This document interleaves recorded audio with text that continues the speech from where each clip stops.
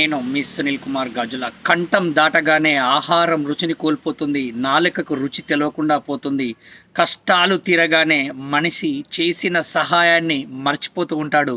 నిజంగా ఇది చాలా సహజమైన విషయము అని ఎప్పుడైతే నువ్వు తెలుసుకుంటా ఉంటావో దేనికి బాధపడకుండా అద్భుతంగా ముందుకు వెళ్ళగలుగుతావు. ఎందుకు అనంటే ఒక్కసారి ఆలోచించే ప్రయత్నం చేయి మిత్రమా. ఇప్పటిదాకా నీ జీవితంలో జరిగిన ప్రతి ఒక్కటి కళ అనుకో. ఎందుకు అనంటే కళలో ఏ మార్పులు మన చేతిలో ఉండవు. కానీ ఇక నుండి జరగబోయేది నీ జీవితంలో ఒక కథ అనుకొని రాసుకుంటూ ముందుకు వెళ్ళే ప్రయత్నం చేయి. అప్పుడే అద్భుతంగా ఎదగడానికి ఆస్కారం ఏర్పడుతూ ఉంటుంది.